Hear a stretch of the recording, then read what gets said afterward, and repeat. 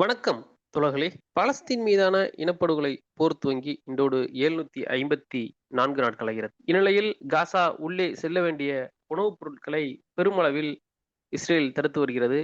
அதேபோல் பல இடங்களில் 2 நாட்களுக்கு ஒரு முறை அல்லது 3 நாட்களுக்கு ஒரு முறை மிக கடுமையான போர் விமான தாக்குதல்களை நடத்திவிட்டு, அதன் பிறகு நாங்கள் மீண்டும் போர் நிறுத்தத்தை தொடங்குகிறோம். இதில் எங்கள் மீது தவறில்லை. எதிர் தரப்பிலிருந்து ஹமாஸ் நடத்திவிட்டது என்ற ஒரு பொய்யான தகவலை தொடர்ந்து கூறிக்கொண்டே இருக்கிறார்கள். இப்படி மட்டுமே அவர்கள் இதுவரை 200 பேருக்கு மேல் கொலை செய்திருக்கிறார்கள் என்று ஒரு தகவல்கள் தெரிவிக்கின்றன. இது இந்த போர் நிறுத்தம் அறிவிக்கப்பட்ட நாளில் இருந்து.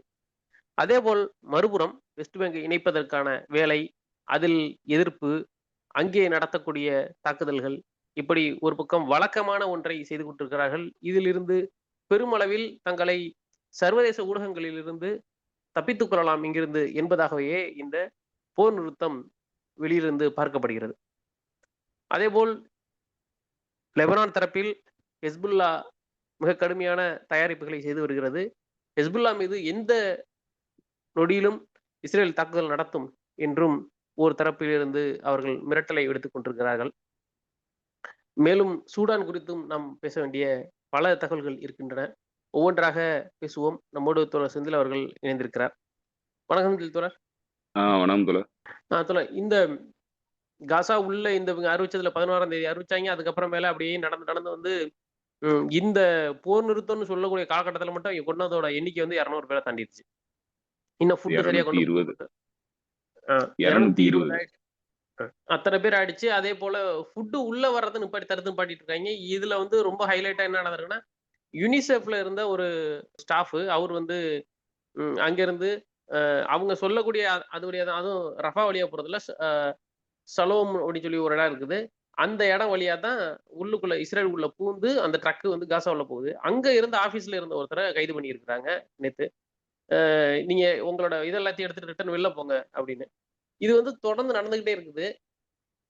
இப்போதைய சூழ்நிலை அங்க என்ன இருக்கு அப்படி சொல்லுங்களேன். அதாவது கடந்த ஒரு 2 நாட்களுக்கு முன்பு நடந்த அந்த மிகப்பெரிய தாக்குதல், அதுக்கு அவங்க சொன்ன காரணம் என்னன்னா, ஒரு அ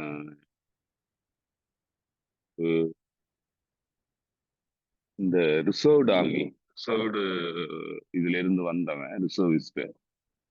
அவன் வந்து அ ஏதோ அந்த கட்டடங்களை இடிக்கிற பணியில ஈடுபட்டுக்கிட்டு இருக்கும்போது, அங்க வெடிக்காத வெடி இருந்து வெடிச்சு அவன் உயிரிழப்ப சந்திச்சிருக்கான். ஆனா அவங்க சொல்றது வந்து ஸ்னைப்பர் மூலமான தாக்குதல் நடந்தது. ஸ்னைப்பர் தாக்குதல்ல தான் வந்து அவன் கொல்லப்பட்டான் அப்படின்னு சொல்றாங்க. இந்த ஸ்னைப்பர் தாக்குதலுக்கும் கசாம் பிரிகேடுக்கும் எந்த தொடர்பும் இல்ல. ரெசிஸ்டன்ஸ் அமைப்புகள் எந்த தாக்குதலும் நடத்தலைன்னு அவங்க தரப்புல இருந்து அவங்களுடைய விளக்கத்தை வந்து குடுத்திருக்கிறாங்க.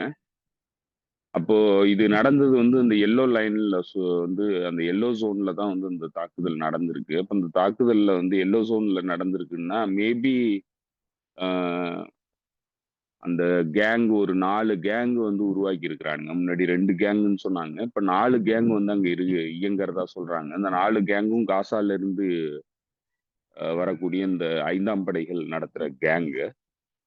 அந்த கேங் மூலமா வந்து ஒரு தாக்குதல நடத்திட்டு, அதை எக்ஸ்கியூஸா வச்சுக்கிட்டு தாக்குதல் நடத்தினதா தெரியுது. ஸோ, ஒருவேளை இல்லன்னா ஏற்கனவே கசாம் பிரிகேட் சொன்ன மாதிரி, தொடர்பு துண்டிக்கப்பட்ட பல வீரர்கள் வந்து டனல்ல போனவங்க எங்களுக்கு தொடர்புல இல்ல அப்படின்னு சொல்லி அவங்க சொல்றாங்க. ஒருவேளை அவங்க தாக்குதல் நடத்துனாங்களான்னும் தெரியல. போர் நிறுத்தம் அறிவிக்கப்பட்டதெல்லாம் வந்து அவங்களுக்கு போய் சேர்ந்துதா என்னங்கிறதும் தெரியல. ஸோ இந்த கம்யூனிகேஷன் கேப்பும் இருக்கு. ஸோ எது எப்படி நடந்திருந்தாலும், ஒருத்தனுடைய உயிரிழப்பு கிட்டத்தட்ட 100 பேர வந்து அன்னைக்கு படுகொலை பண்ணியிருக்கிறாங்க. ஒரே ஒருத்தனுடைய உயிரிழப்புக்கு 100 பேர் படுகொலை. ஸோ அவனுங்க வச்சிருக்கிற அந்த அ ஸ்கேல்ங்கிறது அதுதான். ஒரு பாலஸ்தீனிய அதாவது ஒரு இஸ்ரேலிய தீவிரவாதி கொல்லப்பட்டான்னாக்க 100 பாலஸ்தீனியர்கள படுகொலை பண்ணுவோம் அப்படிங்கிறது தான் இப்ப அவனுங்க வச்சிருக்கிற இது ஸ்கேலு. மெஷர் வந்து அதுதான் ஃபாலோ பண்றானுங்க. அதுதான் தொடர்ந்து ஃபாலோ பண்றானுங்க. இந்த இனப்படுகொலை போர் ஆரம்பிச்சதுலேருந்து அததான் ஃபாலோ பண்றானுங்க. ஆ கிட்டத்தட்ட 1,00,000 பேருக்கு மேல வந்து கணக்குக்கு வரக்கூடியவர்கள் கிட்டத்தட்ட 1,00,000 பேர் நெருக்கி வந்து கொலை பண்ணியிருக்கானுங்க. ஆ இப்ப இந்த தாக்குதல பொறுத்தளவுல அந்த 100 பேருக்கும் மேற்பட்டவர்கள் கொல்லப்பட்டதுல வந்து கிட்டத்தட்ட 44 குழந்தைகள் வந்து கொல்லப்பட்டிருக்கிறாங்க. அதாவது மனித உயிருக்கு மதிப்பே இல்லாத அளவுக்கு கொடூரமான தாக்குதல் நடவடிக்கைகள வந்து இவனுங்க தொடர்ந்து பண்ணிக்கிட்டே இருக்கிறானுங்க. ஸோ, இதுல நேத்து வந்து கசாம் பிரிகேடு அவங்க வந்து இந்த இத எடுக்க முடியல. பாடி வந்து கேப்டிவ்ஸ் பாடிய வந்து எடுக்க முடியல. தோண்டி எடுக்கிறதுக்கான உபகரணங்கள் வந்து இவனுங்க அளிக்கல, சொன்ன மாதிரி. அதேபோல இப்ப எல்லோ ஜோன்ல வந்து பல உடல்கள் வந்து சிக்கியிருக்கிறதா, அங்க தேடி எடுக்கணுங்கிறதுக்காக கசாம் பிரிகேட் நேரா போயி, ரெட் கிராஸ் கூட சேர்ந்து அந்த மீட்பு பணியில வந்து ஈடுபடுது. அப்படி ஈடுபட்டு ஒரு 3 பாடிய வந்து நேத்தைக்கு குடுத்திருந்தாங்க. அந்த 3 பாடிய குடுத்ததும், அது வந்து பாலஸ்தீனியர்களோட பாடி. அது இஸ்ரேலிய பாடி கிடையாது அப்படின்னு சொல்லிட்டு ரிட்டர்ன் பண்ணிட்டானுங்க. இப்ப அத வந்து ஒரு காரணமா சொல்றானுங்க. அதையும் வந்து கசாம் பிரிகேட் வந்து தங்களுடைய அக்ரீமெண்ட்லேருந்து மீறி இருக்கு அப்படின்னு சொல்லி சொல்றானுங்க. ஸோ இதெல்லாம் பிராக்டிகல் டிஃபிகல்டீஸ். ஏன்னா இதெல்லாம் வந்து எடுக்கிறது கஷ்டம். அதற்கான உபகரணங்கள் நீங்க குடுக்கல. ஹெவி வெப்பனரி வந்து குடுக்கல. அத எடுக்கிறதுக்கு. எதுவுமே குடுக்காம எடுத்து குடுன்னாக்க, எடுத்து குடுக்குற பாடிய வந்து டிஎன்ஏ செக் பண்ணா தான் தெரியும் அது யாருடைய பாடிங்கிறது. அவங்க ஒரு அனுமானத்துல இந்த இடத்துல வந்து உயிரிழப்பு சந்திச்சிருக்கிறாங்க. அதனால இந்த இடத்துல இருப்பாங்க அப்படிங்கிற பின்னணியில தான் வந்து தேடி எடுக்குறாங்க. அதையும் வந்து முழு உதவி குடுக்கறதில்ல. வாங்குற பாடியையும் வந்து இந்த மாதிரி ரிட்டர்ன் பண்றது, இது எங்க ஆள் இல்லன்னு சொல்லிட்டு. இப்படி பல்வேறு குளறுபடிகள் வந்து நடக்குது. அதுக்கு எல்லாத்துக்கும் காரணம் வந்து ஹமாஸ் தான் அப்படின்னு சொல்லி ஒரு பொதுவான குற்றச்சாட்ட வச்சுட்டு தாக்குதல வந்து நடத்துறானுங்க. இதுதான் வந்து இவனுங்க மோடஸ் ஆப்பராண்டியா பண்ணிட்டு இருக்கானுங்க இந்த பகுதி முழுக்க. இது இங்க மட்டும் இல்ல. இது கிட்டத்தட்ட வந்து லெபனான்குள்ள கடுமையான தாக்குதல்கள் நடக்குது. சிவிலியன் டார்கெட்ல வந்து தாக்குதல் நடத்துறானுங்க. ஃபேக்டரிஸ வந்து தாக்குறானுங்க.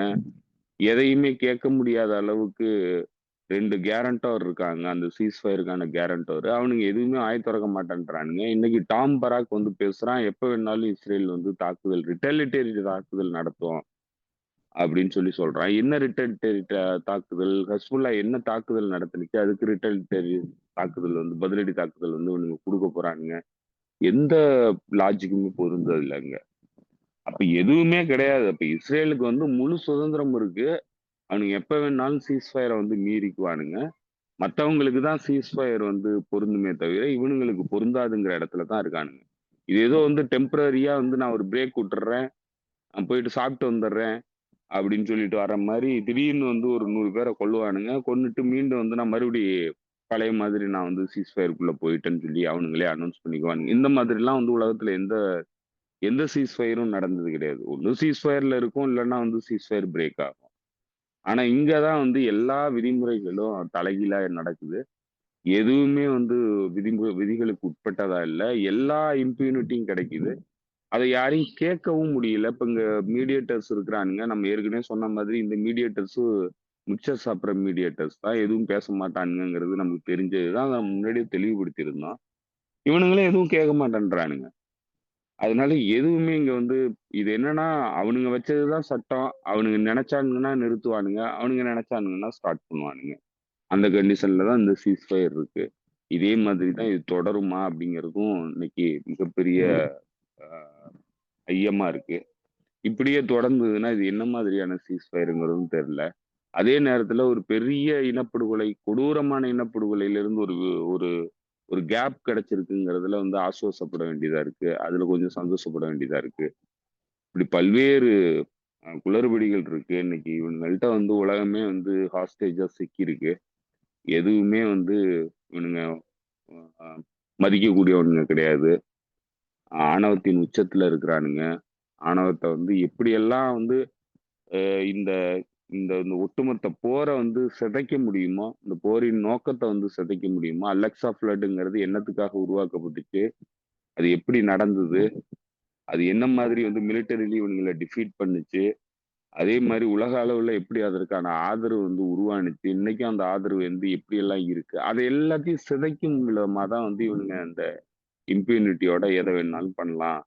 நாங்க தான் வந்து இப்பயும் வின் பண்றோம். ஏன்னா நாங்க நெனைச்சது தான் நடக்கும். அப்படிங்கிறதெல்லாம் வந்து காட்டணுங்கிறதுக்காக தான் வந்து இத பண்றானுங்க. இது ஆக்சுவலா வந்து சைக்காலஜிக்கல் வார்ஃபேர் தான். நான் வந்து மிலிட்டரிலி தோத்து போனாலும், நீ வந்து நம்பக்கூடாது நான் தோத்துட்டேங்கிறத. அப்படிங்கிறதுக்காக மக்கள் மீது திணிக்கிற சைக்கலாஜிக்கல் வார் தான் வந்து இப்ப நடக்குது.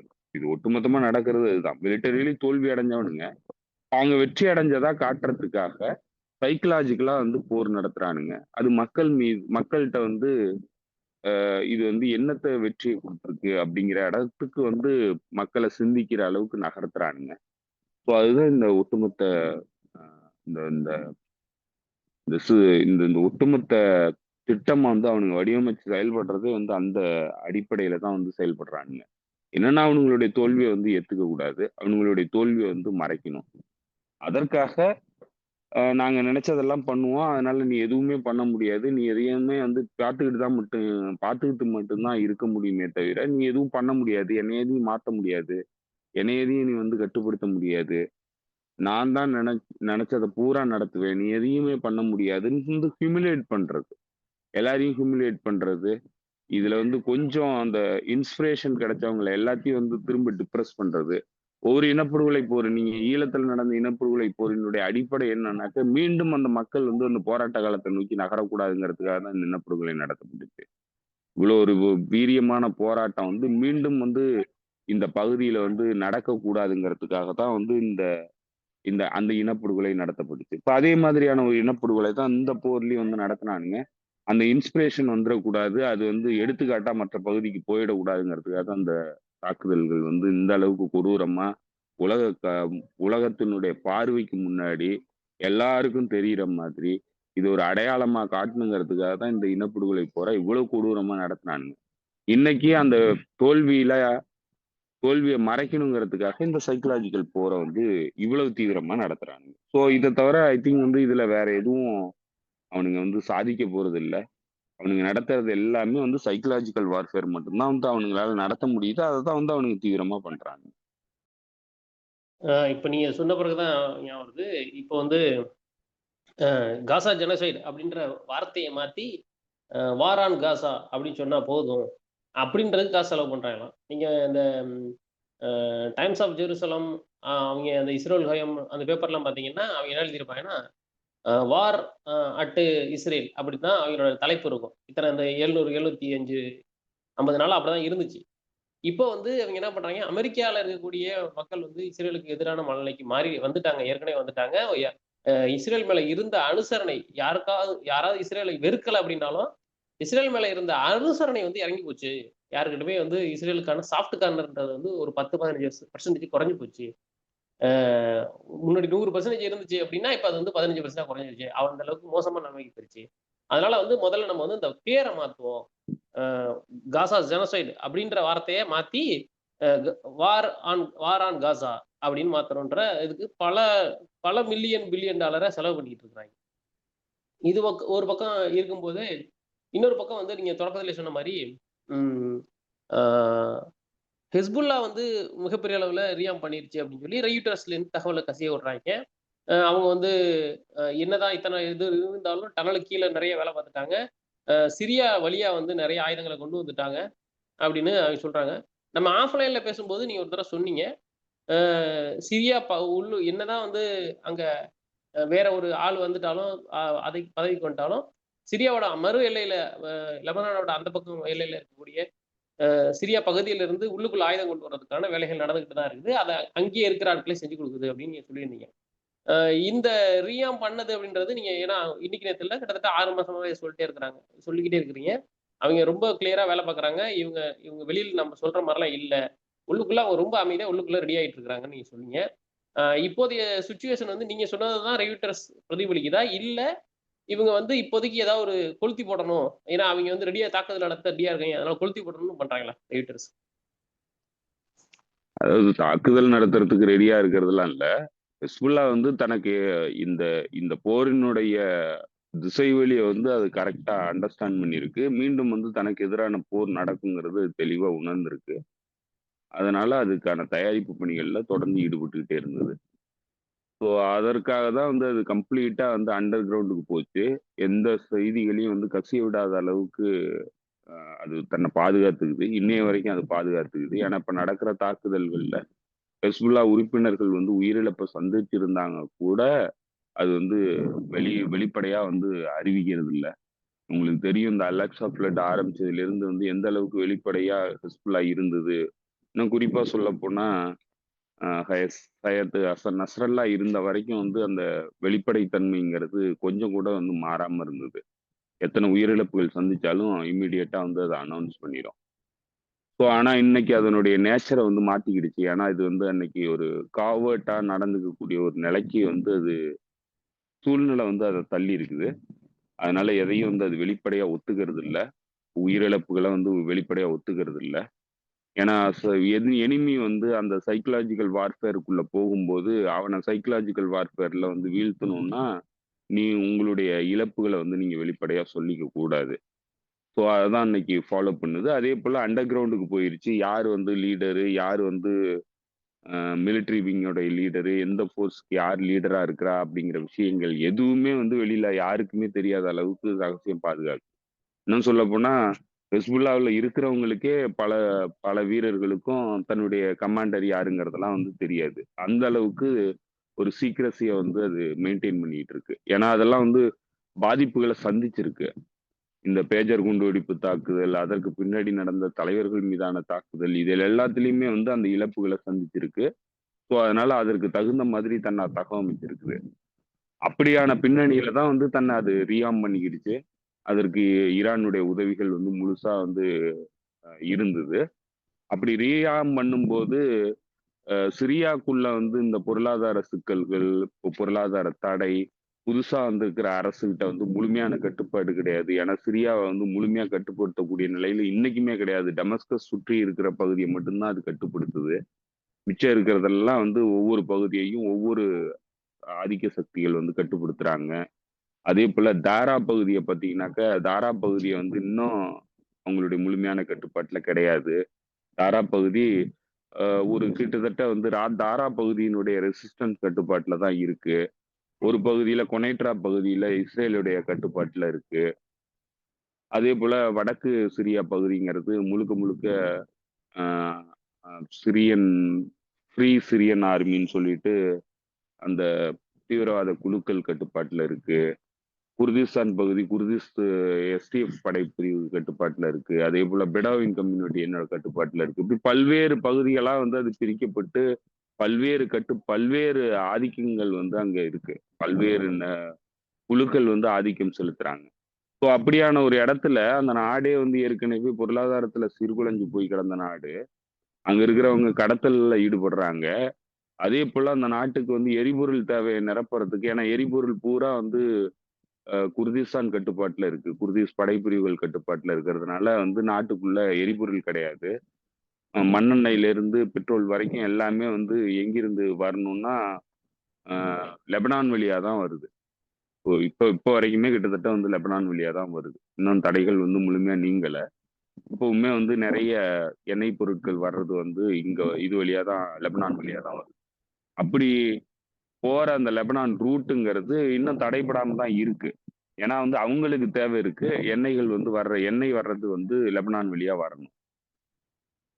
அப்படியான இடத்துல இது வழக்கமா வந்து இந்த கடத்தல் சம்பவங்கள்ல ஈடுபடுற கேங்குகள் இருக்காங்க.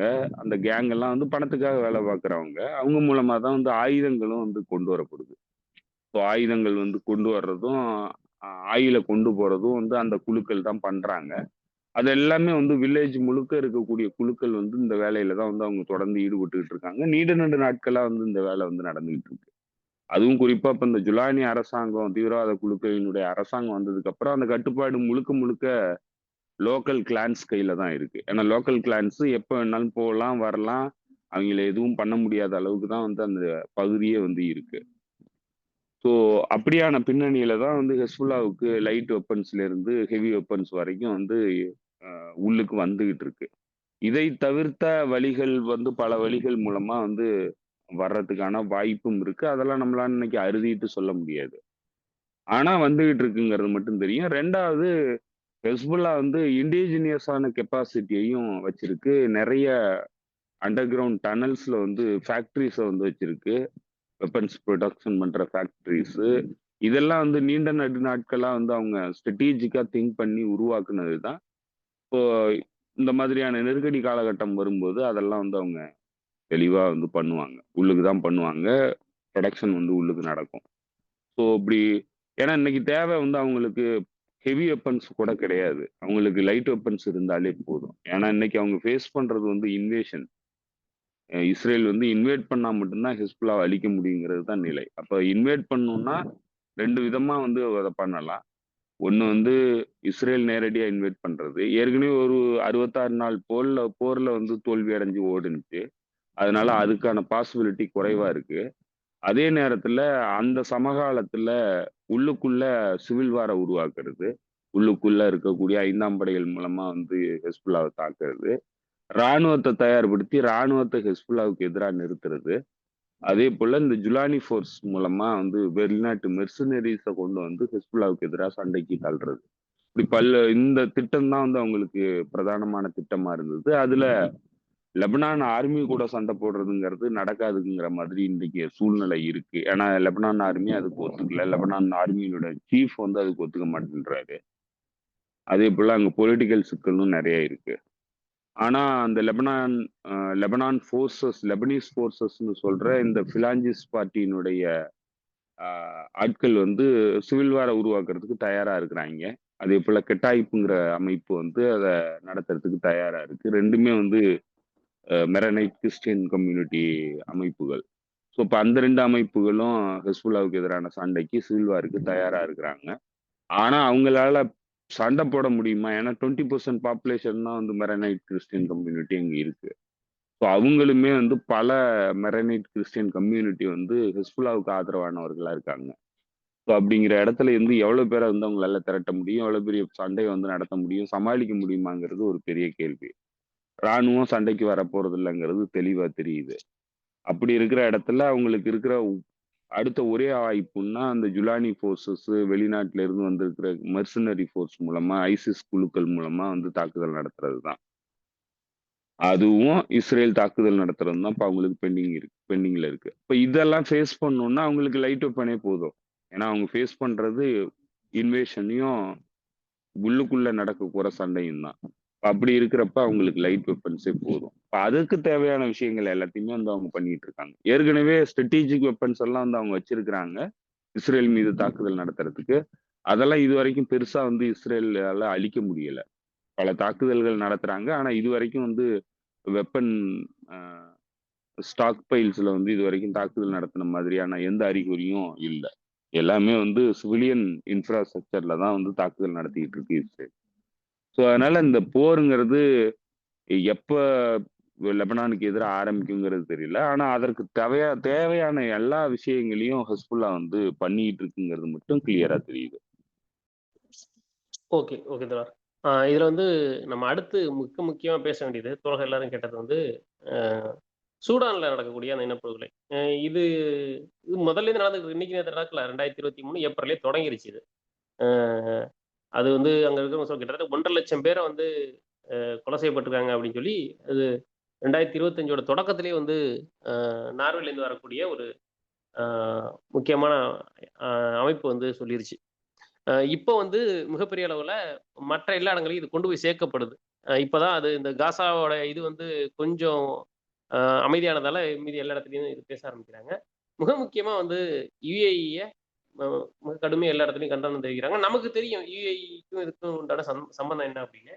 யுஏஇ பேசும்போது இதுல ஐநா மட்டத்துல பேசும்போது ஆர்எஸ்எஃப் வந்து இப்படிலாம் நடந்துக்க கூடாது. மக்கள் வந்து இப்படிலாம் கொலை செய்யக்கூடாதுன்னு யுஏஇ பேசுது. அதுக்கு எதிர்த்து பேசின சுடானுடைய அமைச்சர் அதனுடைய ரெப்ரசன்டேட்டிவ் என்ன சொல்றாருன்னா, நீங்க இது அமீரகம் சொல்லுது உள்ள நடக்கிறது சிவில் வார்ன்னு. இது சிவில் வார் கிடையாது. யுஏஇ நேரடியா ஒரு கூலிப்படைய வச்சு எங்க மேல தாக்குதல் நடத்திருக்கு. எங்க மக்கள் இத்தனை பேரை கொன்றுருக்கு அப்படின்னு அவங்க சொல்றாங்க. அ டர்ஃபூர் அப்படின்னு சொல்லக்கூடிய ஒரு மாகாணம் இருக்கு. அந்த மாகாணத்துல இருக்கக்கூடிய எல் ஃபசார் அப்படின்னு நினைக்கிறேன். அந்த எல் ஃபசார்ன்ற நகரத்தை தான் வந்து புடிச்சிருக்காங்க ஒரு 2 வாரத்துக்கு முன்னாடி. அது புடிச்ச பிறகு என்ன நடந்திருக்குன்னா, மிகப்பெரிய அளவுல ஒரே ஒரு ஹாஸ்பிட்டல்ல மட்டுமே வச்சு 100, 105 பேர் வரைக்கும் கொலை பண்ணியிருக்கு அந்த ஆர்எஸ்எஃப். அ இதுல வந்து தோழர்கள் நெறைய பேருக்கு சந்தேகம் இருக்கு. எப்படி வந்து இதுக்கு யுஏஇ வந்து காரணமா இருக்கும்? அப்படின்னு பலருக்கு சந்தேகம் இருக்குது. இத கொஞ்சம் தொடக்கத்துலேருந்து கொஞ்சம் விவரமா இத பேசிடலாம்னு நான் நெனைக்கிறேன்.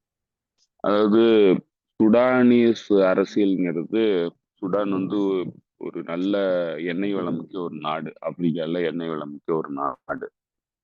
அப்படி இருந்த நாட்டை வந்து 2ஆ உடைச்சிட்டாங்க.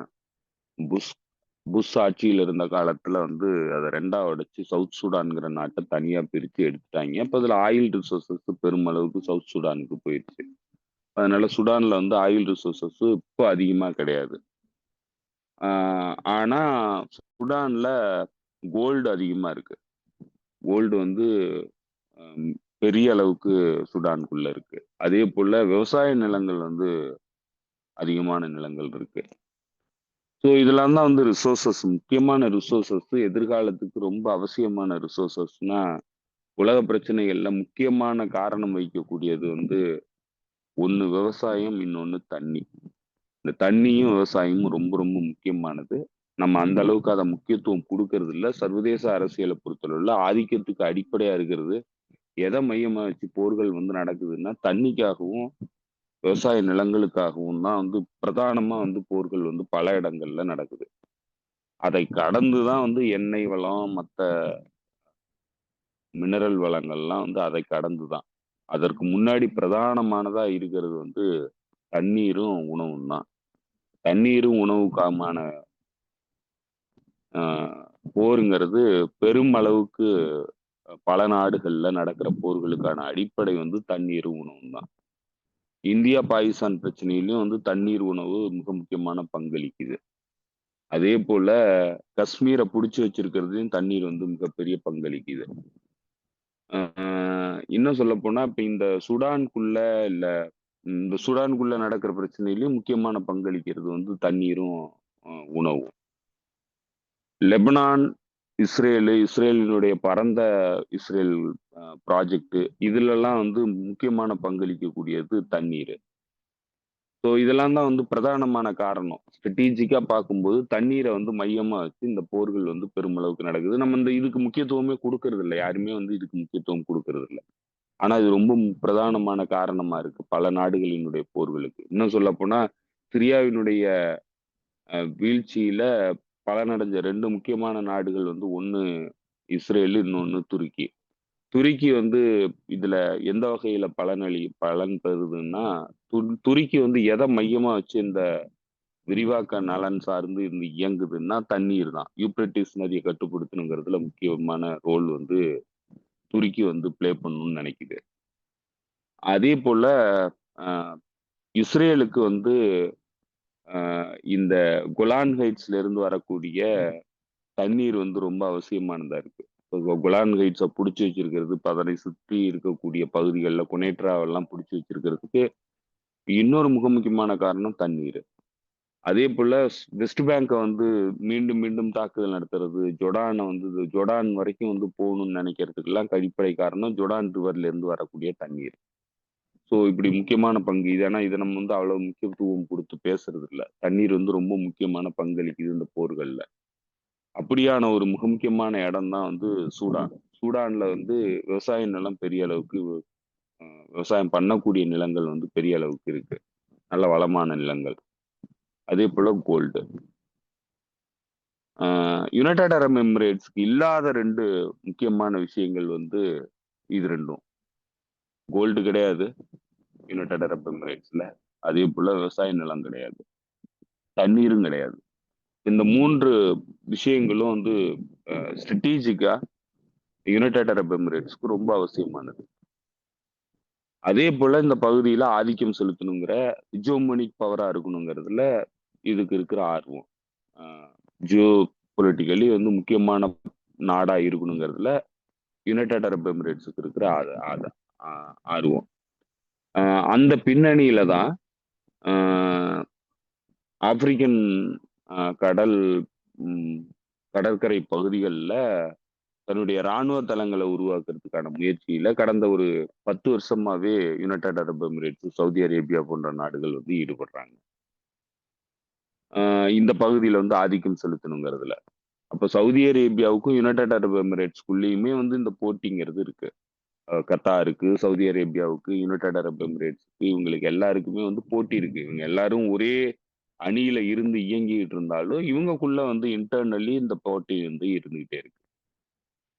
ஸோ இப்ப சுடான் வந்து இப்ப இவ்வளவு முக்கியமான பகுதியா இருக்கு. 2வது அதுல இருந்து ஆயில் ரிசோர்ஸஸ் சவுத் சூடானுக்கு போயிருச்சு. இப்போ மிச்சம் இருக்கிறது கோல்ட் ரிசர்வும், அ தண்ணீரு, நிலப்பரப்பு. இதுல ஏற்கனவே இருந்த ஆட்சியாளர் ஒரு சர்வாதிகார ஆட்சி தான் நடந்துகிட்டு இருந்தது. அந்த சர்வாதிகாரத்துக்கு எதிரான போராட்டங்கிறது, மக்கள் போராட்டங்கிறது நடக்க ஆரம்பிச்சது. 2019 காலகட்டத்துல வந்து கடுமையான மக்கள் போராட்டம் வெடிச்சு, அது ரொம்ப தீவிர தன்மை அடைஞ்சு, டிசம்பர் புரட்சின்னு சொல்லிட்டு 2022ல நினைக்கிறேன். 22ல டிசம்பர் மாசத்துல வந்து ஒரு புரட்சி வெடிச்சு, மக்கள் வந்து அரசுக்கு எதிரா கிளர்ந்தெழுந்து, அ தங்களுடைய சுய நிர்ணய உரிமைய வந்து தாங்களே நிர்ணயிக்கணுங்கிற இடத்துல வந்து ஒரு சிவிலியன் அரசாங்கத்த தாங்கள் தேர்ந்தெடுத்து உருவாக்கணுங்கிற இடத்த நோக்கி நகர்ந்தாங்க.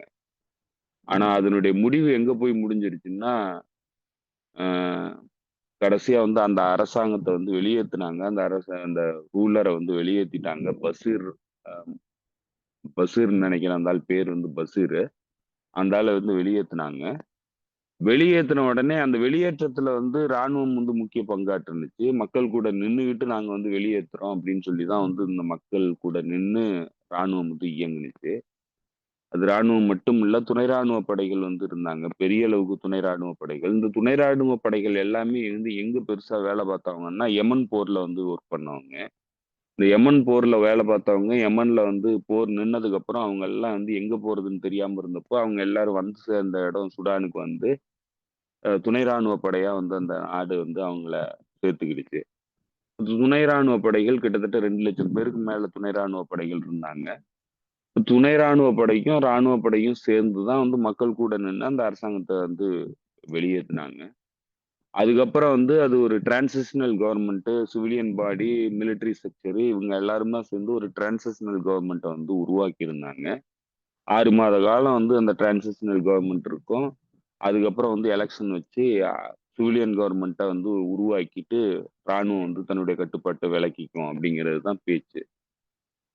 இப்படி இந்த டிரான்சிஷனல் கவர்ன்மெண்ட்ட உருவாக்கி இருந்த காலகட்டத்தில, பவர் ஸ்ட்ரகிள் வந்து இந்த ராணுவ பிரிவுகளுக்கு இடையில பவர் ஸ்ட்ரகிள் வந்து உருவாயிடுச்சு.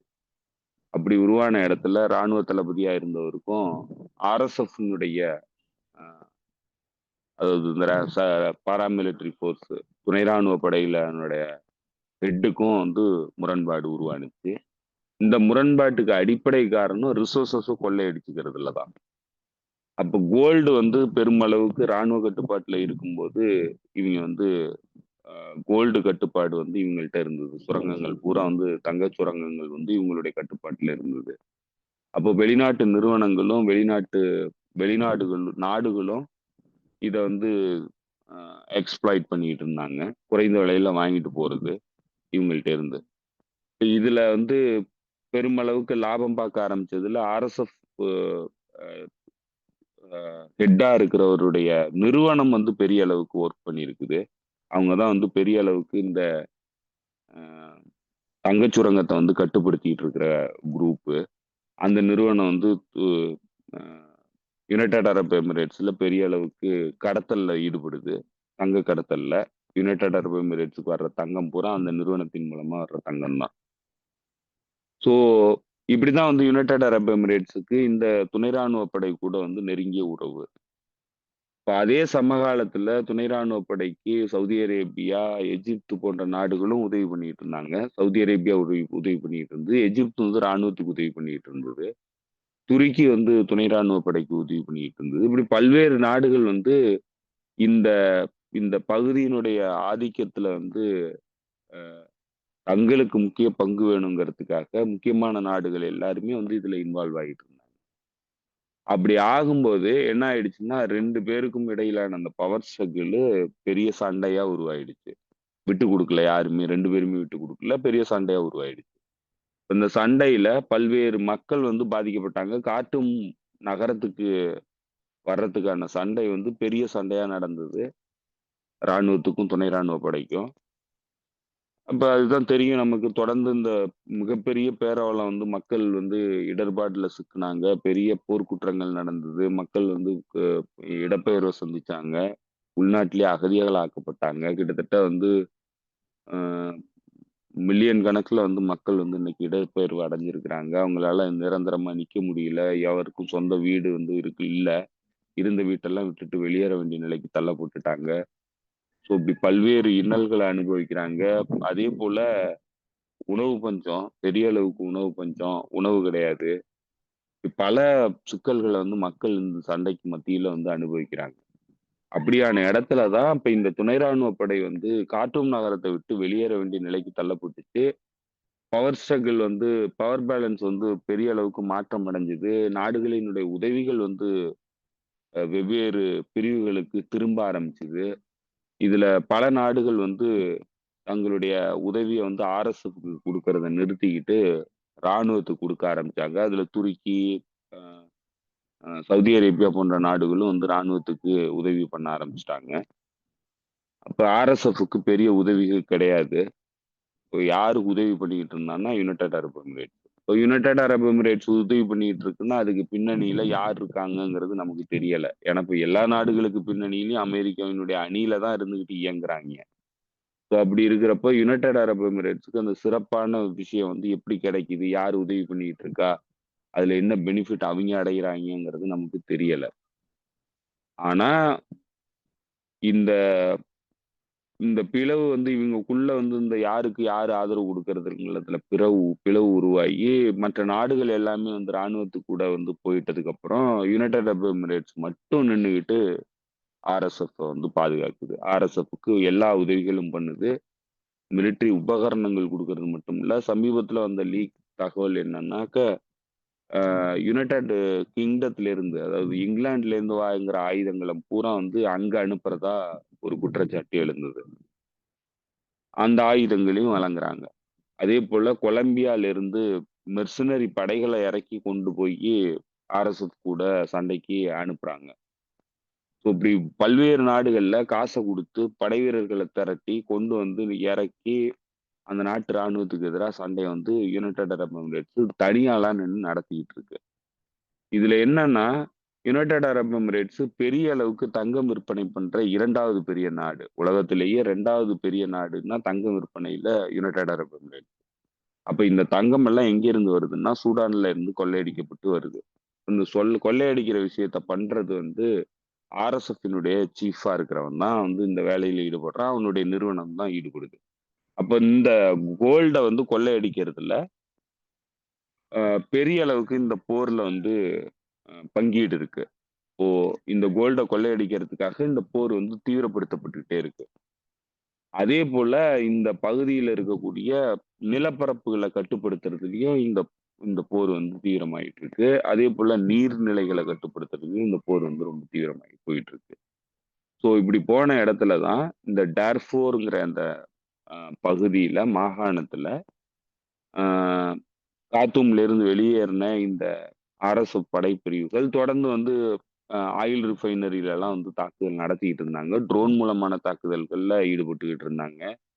அதுல ராணுவ அதாவது சூடானிஸ் ராணுவம் வந்து பெரிய பின்னடைவுகளையும் வந்து இடையில சந்திச்சுது.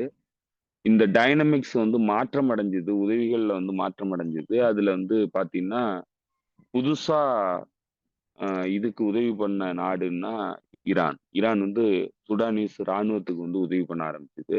இதுல இன்னொரு முக்கியமான விஷயத்த சொல்ல மறந்துட்டேன். ரஷ்யாவினுடைய வேக்னர் குரூப் RSFக்கு ஆரம்ப கட்டத்துல சப்போர்ட் பண்ணிட்டு இருந்தது. யுனைட்டட் அரப் எமிரேட்ஸ் கூட சேர்ந்து ரஷ்யாவினுடைய வேக்னர் குரூப்பும் சப்போர்ட் பண்ணுச்சு RSFக்கு.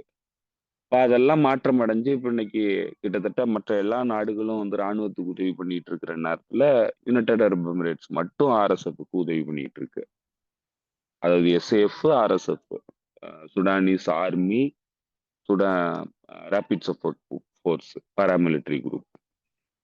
ஸோ இப்படியான இடத்துல தான் இந்த டார்ஃபூர்ங்கிற மாகாணத்துல நீங்க சொன்ன மாதிரி எல்ஃபெசர்ங்கிற அந்த நகரத்தை வந்து பிடிச்சிருக்கிறாங்க RSF படைப்பிரிவுகள். பிடிக்கும்போது என்ன பண்ணியிருக்கிறாங்கன்னா, அந்த பகுதியில இருந்த ஒரு மருத்துவமனைக்கு போயி, மருத்துவமனை நோயாளிகள், அவங்களுக்கு உதவியாளர்கள், அவங்க பார்க்க வந்தவங்க எல்லாரையும் வந்து சுட்டுக் கொன்றுருக்காங்க. மருத்துவ தொழிலாளர்கள் உட்பட. கிட்டத்தட்ட எல்லாரையுமே கொன்னுட்டாங்க அந்த ஹாஸ்பிட்டல்ல இருந்தவங்கள. இதுதான் வந்து பெரிய அளவுக்கு வீடியோவா வெளியாகி, பெரிய அளவுக்கு அதிர்ச்சி அலைகளை ஏற்படுத்துது. ஆனா இந்த மாதிரியான படுகொலைகள் வந்து தொடர்ந்து இந்த போர் முழுக்க நடந்துகிட்டே தான் இருக்கு. அதுலயும் குறிப்பா அந்த ஆர்எஸ்எஃப் படைப்பிரிவுகள், ஏன்னா அவங்க பூராவுமே வந்து மெர்சனரி குரூப்பா இருந்து வந்தவங்க. யமன்ல இதே இனப்படுகொலையில ஈடுபட்டவங்க தான் அவங்க. சவுதி அரேபியாவுக்காகவும், யுனைடெட் அரப் எமிரேட்ஸ்க்காகவும் ஒர்க் பண்ணவங்க தான் அவங்க. அங்க இனப்படுகொலை தான் பண்ணாங்க. அந்த இனப்படுகொலை தாகம் வந்து குறையவே இல்ல அவிங்களுக்கு. அவிங்க சொந்த நாட்டு மக்களையும் வந்து இனப்படுகொலை பண்றதுக்கு தயாரா இருக்கிறாங்க. இப்ப அத வந்து இது வந்து கிட்டத்தட்ட ஒரு சைக்காலஜிக்கல் இஷ்யூ மாதிரி. ஒருத்தனுக்கு வந்து இனப்படுகொலை, ரத்த வெறி புடிச்சு போச்சுன்னா, அதுக்கப்புறம் வந்து யார வேணாலும் கொல்லுவாங்கிறது தான் அந்த சைக்காலஜி. அந்த சைக்காலஜி பிரகாரம் இப்ப இவனுங்க வந்து நேரடியா வந்து அங்க இருக்கிற மக்களையும் வந்து படுகொலை பண்ண ஆரம்பிக்கிறானுங்க, சொந்த நாட்டு மக்களையும். இதுக்கு பின்னணியில இருந்து முழுக்க முழுக்க உதவி பண்ணிட்டு இருக்கிறது யுனைடெட் அரப் எமிரேட்ஸ். இன்னைக்கு பேக் ஃபயர் ஆகி அது பிஆர் ஸ்டண்ட்ல வந்து பெரிய சிக்கலை உருவாக்குனதுனால இன்னைக்கு அவனுங்க பேக் அடிக்கிறானுங்க. யுனைடெட் நேஷன்ஸ்ல சொல்றானுங்க. இத வந்து ஆர்எஸ்எஃப் கண்டம் பண்றானுங்க. கண்டம் பண்ணாலும் ஒண்ணும் நடக்க போறது இல்ல. ஏன்னா அவனுக்கு உதவி பண்றதை நிறுத்த போறது இல்ல. அவனுங்க அன்லெஸ் அன்டில் இந்த உதவி பண்றதை நிறுத்தினா மட்டும்தான் ஆர்எஸ்எஃப் வந்து வீழ்ச்சி அடையும். ஆர்எஸ்எஃப் வீழ்ச்சி அடைஞ்சதுன்னா தான் வந்து இந்த அட்டூழியங்கள் வந்து குறையும். இந்த அட்டூழியங்கள் தொடர்ந்து நடந்துகிட்டே இருக்கு. அது நீங்க வந்து இனப்படுகொலைங்கிறது ஒரு பகுதியில நடந்துருச்சுன்னா, அது தொற்று வியாதி மாரி எல்லா பகுதிகளுக்கும் பரவக்கூடியது. அப்படி முதல்ல இந்த பகுதியில இனப்படுகொலை வந்து ஆரம்பிச்சதுன்னாக்க, நீங்க ஈராக்ல ஆரம்பிச்சதா சொல்லலாம். ஈராக்ல வந்து ஈராக்கி குழந்தைகள் வந்து அமெரிக்காவினுடைய பொருளாதார தடையில பில் கிளின்டன் காலத்துல வந்து ஏற்படுத்தின பொருளாதார தடையில மருந்து பொருட்கள் இல்லாம வந்து உயிரிழப்புகளை சந்திச்சாங்க. ஒரு பெரிய இனப்படுகொலையே நடந்து இருந்துச்சு. அதுக்கப்புறம் வந்து இந்த பகுதியில நடந்த முக்கியமான இனப்படுகொலைன்னா ஈழ இனப்படுகொலை. ஈழத்தமிழர்கள் வந்து ஒரு இனப்படுகொலை சந்திச்சாங்க. அதுக்கு உலக நாடுகள் எல்லாம் உதவி பண்ணி அந்த இனப்படுகொலையை அரங்கேத்துனாங்க. இன்றைய வரைக்கும் அதற்கான நீதி கிடைக்கல. ஸோ இப்ப இந்த நீதி கிடைக்கல, கல்பிரிட் வந்து அதுல அக்கவுண்டபிலிட்டிக்கு வரல அப்படின்னா, அது தொடர்ந்து வந்து இன்ஸ்பயர் பண்ணும். அடுத்த வல்லாதிக்க சக்திகள வந்து இந்த பகுதியில இருக்கிற சக்திகள வந்து இன்ஸ்பயர் பண்ணும். அவங்களும் நம்மளும் பண்ணலாம். இனப்படுகொலை பண்ணாலும் எதுவும் நடக்காது அப்படிங்கிறத தெரிஞ்சுக்கிட்டாங்கன்னா, அவங்க இன்ஸ்பயர் ஆகி, மோட்டிவேட் ஆகி இனப்படுகொலையை தொடர்ந்து நடத்துவாங்க. அப்படி நடத்துனதுல ஈழ இனப்படுகொலைக்கு அப்புறம் வந்து நடந்த முக்கியமான இனப்படுகொலைன்னா, ரோஹிங்கியா மக்களுக்கு எதிரான இனப்படுகொலை. ரோஹிங்கியா அ இஸ்லாமிய மக்கள் வந்து இனப்படுகொலைய எதிர்கொண்டாங்க. அதனைத் தொடர்ந்து நீங்க வரிசையா வந்து காசால நடந்த இனப்படுகொலை. அதற்கப்புறம் வந்து அலவைட் சமூகம் வந்து எதிர்கொண்ட இனப்படுகொலை. இப்ப அதுக்கப்புறம் அ ட்ரூஸ் கம்யூனிட்டி எதிர்கொண்ட இனப்படுகொலை. இது எல்லாமே வந்து இதுல சிரியால இந்த தீவிரவாதிகள் ஆட்சிக்கு வந்ததுக்கு அப்புறம் வந்து நடக்குது. அப்புறம் பார்த்தீங்கன்னா, நீங்க அது அப்படியே இதுக்கு இடையில இதுக்கு முன்னாடி நடந்த முக்கியமான இனப்படுகொலைன்னா, யெமன் மக்களுக்கு எதிரான இனப்படுகொலை. சவுதி அரேபியாவும், யுனைடெட் அரப் எமிரேட்ஸும் சேர்ந்து நடத்தின இனப்படுகொலை. அது விரிவடைஞ்சு இப்போ சூடானுக்கு போயிருக்கு. சொமாலியால அந்த மாதிரியான சிக்கல் இருக்கு. அதேபோல எத்தியோப்பியால வந்து இந்த அ அதுவும் இது கிட்டத்தட்ட உள்நாட்டு போர் தான். அந்த அந்த உள்நாட்டு போர்ல டிக்ரே டைகே மக்களுக்கு எதிரான இனப்படுகொலையும் நடந்தது. அதில் டிக்ரே மக்களுக்கு எதிரான இனப்படுகொலையில முக்கிய பங்காற்றுனது டிக்ரே அ லிபரேஷன் ஃபோர்ஸ்ன்னு சொல்ற மேற்கத்திய ஆதரவு பெற்ற அமைப்பு தான். ஸோ இப்படி இப்படி இந்த பகுதி முழுக்க வந்து இனப்படுகொலை வந்து அரங்கேறிக்கிட்டே இருக்கு. இதுக்கெல்லாம் நேரடியான இனப்படுகொலைன்னா, நீங்க மறைமுகமான இனப்படுகொலைன்னா, ஈராக் மீது நடத்தப்பட்ட பொருளாதார தடையினால் ஏற்பட்ட இனப்படுகொலை. ஆனா நேரடியான இனப்படுகொலை, இங்க ஆரம்பிச்ச இனப்படுகொலை வந்து ஈழத்துல நடந்த இனப்படுகொலை தான். தமிழ் மக்களுக்கு எதிரான இனப்படுகொலை தான். அதுக்கப்புறம் ரோஹிங்கியா, ஏமன், அ அதேபோல காசா, சிரியால வந்து 2 மக்கள் குழுக்கு இடையே எதிரான இனப்படுகொலை. அப்புறம் சுடான்ல நடக்கிறது, டிக்ரே இனப்படுகொலை, சொமாலியால நடக்கிறது. இப்படி பல்வேறு பகுதிகள், இந்த பகுதி முழுக்க கிட்டத்தட்ட இனப்படுகொலை வந்து நடந்துகிட்டு இருக்கு. இப்ப இதனுடைய உச்சகட்டமா இப்ப இந்த இந்த பிரச்சனை வந்து சுடான்ல நடக்கிற இந்த உள்நாட்டு போர் வந்து கிட்டத்தட்ட வந்து ஒரு இனப்படுகொலையை நோக்கி நகர்ந்துகிட்டு இருக்கு. ஏன்னா இப்ப இந்த மக்கள் தான் வந்து இதுல பெரிய பாதிப்புகளை சந்திக்கிறாங்க. இப்ப 2 ராணுவ பிரிவுகளுக்கு இடையிலான சண்டைங்கிறது, அதுல எவனோ ஜெயிச்சுட்டு போறான்னு நம்ம விட்டுட்டு போயிரலாம். ஆனா இங்க பாதிக்கப்படுறது முழுக்க முழுக்க மக்கள் தான். இப்ப இந்த ஹாஸ்பிட்டல்ல இருந்த நோயாளிகள் வந்து என்ன குற்றம் பண்ணாங்க?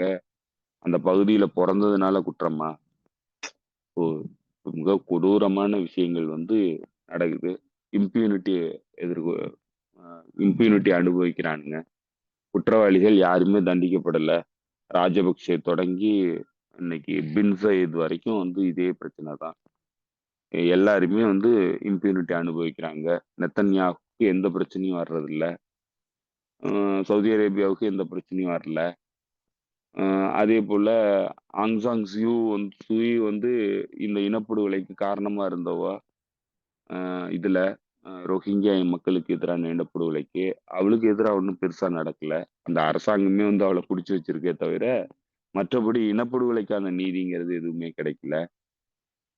நீங்க வரிசையா பார்க்கலாம். எந்த இனப்படுகொலைக்கும் யாருக்கும் தண்டனை கிடையாது. அப்ப அது தொடரதான் செய்யும். அதுதான் வந்து நம்ம பார்க்கிறோம். எல்லா பகுதிகளுக்கும் அது விரிவடைஞ்சு போயிட்டே இருக்குது. ஒரு பாயிண்ட் நான் அதுல ஆட் பண்ணணும். என்னன்னா, அ இந்த இந்த 1 வாரமா எனக்கு அந்த கேள்வி வந்துச்சு. அ ஆர்எஸ்எஃப்ன்றது தீவிரவாதிகளுக்கு பிரச்சனை வந்து ராணுவம் தான் அப்படின்னா, அந்த ராணுவம் வந்து வெளியேறிடுச்சு. வெளியேறினப்போ அந்த மக்கள வந்து தங்களோட கட்டுப்பாட்டுல எடுத்துட்டு, நீங்க அங்க எங்க கண்ட்ரோல்ல நீங்க அங்கங்க இருங்க. நாங்க பார்த்துக்கிறோம். உங்கள நாங்க பார்த்துக்கிறோம்னு தானே சொல்லணும். அப்படித்தானே வந்து இங்க சொல்லக்கூடிய ஒரு துணை ராணுவம்னு தன்னுங்கள சொல்லிக்கக்கூடிய ஆட்கள் அப்படித்தான் நடந்துக்கணும். ஆனா இவங்க ஏன் இந்த மக்கள இங்கேருந்து வெளியேத்தத்துல ரொம்ப குறியா இருக்காய்ங்க அப்படின்னு பார்த்தீங்கன்னா, அவைங்களுக்கு ஒட்டுமொத்த நிலமும் வேணும் அப்படின்னு அங்க இருக்கிற மக்கள் சொல்றாங்க. அதான் அங்க இருக்கக்கூடிய ஆக்டிவிஸ்ட் என்ன சொல்றாங்க அப்படின்னா, அவங்க பேசுறதெல்லாம் கேட்டா, வீடுகள் ஒவ்வொரு வீட்டுக்குள்ளேயும் போயி டிடெக்டர் எடுத்துக்கிட்டு உள்ள போக வேண்டியது. டிடெக்டர் எடுத்துட்டு உள்ள போய் அந்த வீட்ல அப்படியே வச்சு பார்க்க வேண்டியது. இந்த இடத்துல தங்க இருக்கிறதுக்கான வாய்ப்பு இருக்குன்னா, அந்த மக்கள் அப்படியே தூக்கி வெளில போட வேண்டியது. வீட்ட உடனே இடிச்சு தள்ள வேண்டியது. இது போல ஹாஸ்பிட்டலு நீங்க அந்த எல் ஃபசார்ன்னு சொல்லக்கூடிய அந்த ஒட்டுமொத்த இடம், அந்த டர்ஃபூர்ன்னு சொல்லக்கூடிய ஒட்டுமொத்த மாகாணமும் தங்களுக்கு வேணும். அதுக்குள்ளேயும் தங்கம் இருக்கும் அப்படின்னு நினைச்சு எல்லாத்தையும் தேடிட்டு போயிட்டு இருக்காங்க. இது எவ்வளவு பெரிய ஒரு ஏகத்தாளம் பாருங்க. ஒரு சயின்டிஸ்ட கூப்பிட்டுக்கிட்டு நேரா வீட்டுக்குள்ள போயி அங்க இருக்கிற மக்கள தூக்கி வெளியில போட்டுட்டு, உங்க வீட்ல வந்து நீங்க தூங்கிட்டு இருப்பீங்க. உங்க வீட்ல உங்கள அடிச்சு எழுப்பிட்டு, இத வச்சு டிடெக்டர் வச்சு பார்ப்பான். இருக்கு தங்கம் இருக்கு அப்படின்னா, நீங்க அப்படியே அந்த நொடியே அந்த வீடு உங்களுக்கு கிடையாது. அப்படி நீங்க வீட்டு உள்ள வெளில வரணும். இது எவ்வளவு பெரிய கொடும. இதத்தான் இவங்க தொடர்ந்து பண்ணிக்கிட்டே இருக்கிறாய்ங்க. இத வந்து நம்ம எல்லாருமே புரிஞ்சுக்கணும். பல பேருக்கு இன்னும் தெரியவே இல்ல. எப்படி நீங்க யுஏஇ இதுக்கு சம்பந்தம் அப்படின்னு நம்ம தோழர்களும் கேட்கறாங்க. அது எனக்கு ரொம்ப அதிர்ச்சியா இருந்துச்சு. இன்னைக்கு தோழர்கள் டெலிகிராம்ல கேட்டத. ஏன்னா நீங்க ஒவ்வொரு தடவையும் இத சொல்லிக்கிட்டே இருக்கிறீங்க. யுஏஇ எப்படியெல்லாம் இதுல வந்து கம்ப்ளிசிட் ஆயிருக்கு இந்த ஜெனோசைட்ல அப்படின்னு. திரும்ப தோழர்கள் அத கேட்கறாங்களே அப்படின்றது எனக்கு ரொம்ப ஆச்சரியமா இருந்துச்சு. அதனால அ எதுவுமே சரியில்லங்க. இன்க்ளூடிங் போன தடவ சொல்லும்போதே, இந்த இப்பதான் வந்து ரஷ்யா அதுலேருந்து வெளியில வந்திருக்கு. தோழர் சொன்ன மாதிரி வேக்னர் குரூப் வந்து அதுக்குள்ள தான் இருந்துச்சு. சூடானுக்கு ஆதரவா தான் இருந்துச்சு. ரஷ்யா வந்து உக்ரைன் ரஷ்யன் போர் தொடங்கும்போது பெருமளவுல வந்து அ ரஷ்யா வந்து தங்கத்த வந்து இங்கேருந்து வாங்கியிருக்குது. அ ஃபண்டா சேர்த்து வைக்கிறதுக்காக சூடான்லேருந்து வாங்கியிருக்கு. யார் குடுத்திருப்பா? இதெல்லாம் கடத்தி கொண்டு போய் கொண்டு கொண்டு கொண்டு கொண்டு கொண்டு போகப்பட்டது தான். சூடான் அரசுகிட்டேருந்து அவங்க வாங்கல. இது போல நிலைமை தான் இருக்குது. போர் அப்படின்றது வந்து எல்லா முறையிலும் யாருக்கும் கடைசியா வந்து தங்களுடைய சுயநலத்துக்காக எல்லா நாடுகளும் எல்லா இடமும் பண்றாங்க அப்படின்றது தான் கண்கூடா தெரியுது. தோழர் இந்த பகுதியில வேற ஏதாவது பேச வேண்டியிருக்கா? கிட்டத்தட்ட இப்ப நீ 3 நாள் தொடர்ந்து 3 நாட்களா வந்து சொமாலியாவுல வந்து ட்ரோன் தாக்குதல், ட்ரோன்ல இருந்து குண்டு வீசுறத ஆப்பிரிக்கா வந்து பண்ணிக்கிட்டு இருக்கு. ஸோ அதனால இங்க இங்க வந்து அமெரிக்காவினுடைய ஆதிக்கம், மேற்கத்திய சக்திகளினுடைய ஆதிக்கம் வந்து மாறுறதே இல்ல. ஆப்பிரிக்கன் கான்டினென்ட் வந்து ஒரு ஜபிக்கப்பட்ட கான்டினென்ட்ன்னு நம்ம சொல்லலாம். ஏன்னா, அவ்வளவு வளங்கள் இருக்கு, விவசாய நிலங்கள் இருக்கு. உலகத்துக்கே வந்து உணவு கொடுக்கக்கூடிய அளவுக்கு ஃபெர்டைல் லேண்ட் வந்து இருக்கு. ஓ! நல்ல விளைச்சல குடுக்கக்கூடிய நிலம் வந்து இருக்கு. எல்லா வசதிகளும் இருக்கு. நீர் இருக்கு. எல்லாமே இருக்கு. மக்கள் தொகை இருக்கு. இளைஞர்கள் இருக்கிறாங்க. உலகத்துக்கே வந்து டெக்னாலஜி வந்து வளர்ச்சி கொண்டு வர்றதுக்கான எல்லா தகுதியும் இருக்குது. திறமை இருக்குது. எல்லாமே இருக்குது. ஆனா முழுக்க முழுக்க இந்த இம்பீரியல் ஆதிக்கத்தின் கீழ கடந்து அது இந்த மாதிரியான உள்நாட்டு 5ஆம் படைகள்னால வந்து இந்த நாடுகள் வந்து சின்னாபின்னமாக்கப்படுது. மக்கள் வந்து எத்தனை ம், ம், தசாப்தங்களா வந்து இந்த கொடுமைகள அனுபவிக்க வேண்டியிருக்கு. எதுவுமே மாறல. இப்பதான் வந்து லைட்டான ஒரு மாற்றம் வந்து நடந்திருந்தது. இந்த சாஹெல் ஸ்டேட்ஸ்ன்னு சொல்லப்படுற அ புர்கினா ஃபாசோ, மாலி, நைஜர் போன்ற நாடுகள்ல ஏற்பட்ட ஆட்சி மாற்றம். ஸோ அதுதான் வந்து இந்த இந்த ஒட்டுமொத்த டார்க் கான்டினென்ட்ல வெளிச்சமா தெரியுது. ஸோ அது வந்து விரிவடைஞ்சு போணுச்சுன்னா மட்டும்தான், அதுலேருந்து இன்ஸ்பயர் ஆகி இந்த நாடுகள்ல தலைவர்களும், மக்களும் வந்து உருவாகி ஒரு ரெவல்யூஷனரி பாதையை நோக்கி போனா மட்டும்தான் இந்த இந்த கான்டினென்ட்டுக்கே வந்து விடிவு. இல்லன்னா இது இப்படியே தான் போகும்ன்னு தான் தெரியுது. இந்த பகுதி வந்து ஜியோபொலிட்டிக்கல் காம்படிஷனுக்குள்ள ஆ நீங்க கிட்டத்தட்ட வந்து இந்த அவதார்லலாம் நடக்கிற மாதிரி தான். இங்க நடக்கிற ம் பெரிய பெரிய ஆதிக்க சக்திகளுக்கு இடையிலான போட்டியில இந்த மக்கள்லாம் மாட்டிக்கிட்டு அல்லோலப்படுறாங்க. கேட்கறதுக்கு நாதி கிடையாது. பார்த்தீங்கன்னா, இப்ப நீங்க பலஸ்தீன் பிரச்சனை கூட வந்து சர்வதேச அரங்குல மிக முக்கியமான பிரச்சனையா, மையமா வந்து கடந்த 100 ஆண்டுகளாவே இருந்துட்டு தான் இருக்கு. ஆ ஆனா சுடான், சொமாலியா, எத்தியோப்பியா இந்த மாதிரி நாடுகள்ல ஆப்பிரிக்கன் கான்டினென்ட்ல நடக்கிற பிரச்சனை வந்து மக்களுக்கு பெருசா போய் சேர்ந்ததே கிடையாது. மீடியா வந்து அதெல்லாம் கவர் பண்ணதே கிடையாது. அங்க வந்து உயிர்கள் வந்து கிட்டத்தட்ட வந்து ம் எதுக்குமே சமானம் இல்ல. விலங்குகளுக்கு கூட சமானம் கிடையாது. எத்தன உயிர்கள் கொல்லப்படும், எத்தன இனப்படுகொலை நடக்கும், எதுவுமே மக்களுக்கு தெரியாது. நீங்க கிட்டத்தட்ட அதே மாதிரி தான் தமிழ் மக்களினுடைய நிலையும். தமிழ் மக்கள் மீதான இனப்படுகொலைங்கிறது இன்னைக்கு சர்வதேச நாடுகள்ல எத்தன பேருக்கு தெரியும்? எத்தன உயிர்கள் போச்சு, செத்து போனாங்க, தமிழர்கள் செத்து போனாங்க. இன்னைக்கு பேசுறதுக்கு நாதியே கிடையாது. தமிழ் பிரச்சனைய வந்து பேசுறதுக்கு நாதியே கிடையாது. தமிழ் மக்கள் பட்ட இன்னல்கள பேசுறதுக்கு நாதி கிடையாது. கிட்டத்தட்ட நம்ம ஆப்பிரிக்கன் கான்டினென்ட்ல இருக்கக்கூடிய ஆப்பிரிக்கன் மக்கள் எல்லாருமே கிட்டத்தட்ட ஒண்ணுதான். நம்ம வேணா வேறுபடுத்தி பேசிக்கலாம் காந்தி மாதிரி. ஆனா அவங்களுக்கு மேற்கத்திய சமூகத்த பொறுத்தளவுல எல்லாருமே ஒண்ணுதான். அதனால இப்ப நம்மள மாதிரி தான் இந்த ஆப்பிரிக்கன் கான்டினென்ட் மக்களும். அ மறைக்கப்பட்ட வரலாறா தான் இருக்குது அவங்களுடைய வரலாறு. அவங்க வரலாறு எழுதப்படுறதில்ல. ஏன்னா வெற்றி பெற்றவன் வரலாறு எழுதுவான். அதனால வந்து இங்க கடைசி வரைக்கும் பாதிக்கப்படுற மக்களா இருக்கிற நாம வந்து ஒரு காலத்திலயும் வரலாற எழுத முடியாது. அந்த மாதிரியான நிலையில தான் வந்து இந்த இந்த ஆப்பிரிக்கன் கான்டினென்ட் மக்களும் வந்து பாதிக்கப்பட்டுக்கிட்டு இருக்காங்க. தொடர்ந்து பேச வேண்டிய கடமை வந்து நம்மள மாதிரி ஆட்களுக்கு இருக்கு. ஸோ அத நம்ம தொடர்ந்து பண்ணுவோம் தோழர். நல்லது, நல்லது தோழர். ஆ முடிச்சுக்கலாம்னு நினைக்கிறேன். இந்த வெனிசுவேலா பத்தி தான் நெறைய ஒவ்வொரு தடவையும் பேசிக்கிட்டு இருக்கோம். திரும்பவும் அதே போல ஒரு தகவல கிளப்பி விட்டுருக்காய்ங்க. வெனிசுவேலா மேல இன்னும் கொஞ்ச நேரத்துல தாக்குதல் நடத்தப் போகுது. சில மணி நேரங்கள்ல அமெரிக்கா தாக்குதல் நடத்தப் போகுதுன்னு வழக்கம் போல அங்க இருக்கக்கூடிய ஒரு உள்ளூர் பத்திரிக்கையும் வால் ஸ்ட்ரீட் ஜர்னலும் சொல்லியிருக்கு. அதுக்கு நேற்றே உடனடியா ட்ரம்ப்பும் அ வெள்ளை மாளிகையோட ஸ்போக்ஸ் பெர்சனும் அதெல்லாம் இல்லங்க அப்படின்னு சொல்லியிருக்காங்க. ஆனாலும் இன்னும் பிரிப்பரேஷனுக்கு தயாரா தான் ஆயிட்டு இருக்குது. அ நிக்கோலஸ் மதுரோ வந்து வேணுங்கிற இதெல்லாம் கேட்டிருக்கிறாரு. ரஷ்யா, அ சீனா, ஈரான் மாதிரியான நாடுகள்ட்ட. அவங்க இன்னும் இதுல எனக்கு ஒரு சின்ன இது இருக்குது அதுல. என்ன தயக்கம் இருக்கு அப்படின்னா, அவங்க 2ஆ இத பார்க்குறாங்க. அதாவது இது போல தகவல்கள கசிய விட்டுக்கிட்டே இருக்கிறது. ஊடகங்கள வச்சு மிரட்டுறது.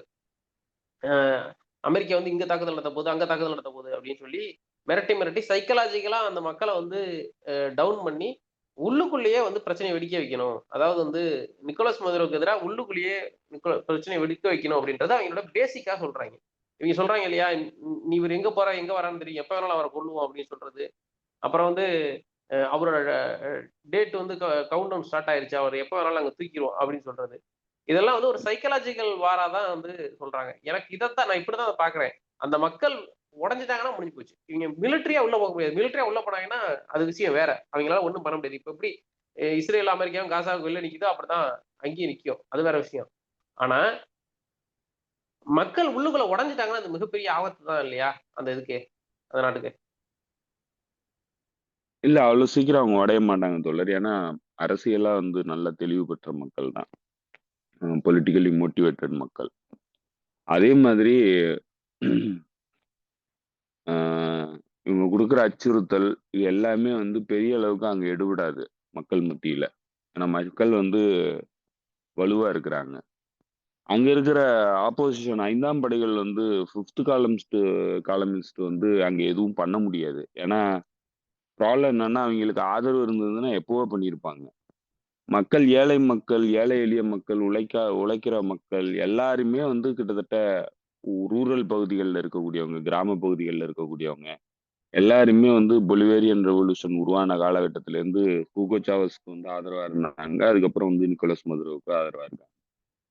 ஸோ அதனால மக்கள் வந்து இந்த சோசலிஸ்ட் அரசாங்கத்த வந்து ஆதரிக்கிறாங்க. மக்களுக்கு பெரிய அளவுக்கு உதவிகள வந்து சோசலிஸ்ட் அரசாங்கம் பண்ணிட்டு இருக்கு. பொலிவேரியன் ரெவல்யூஷன் அரசாங்கம்.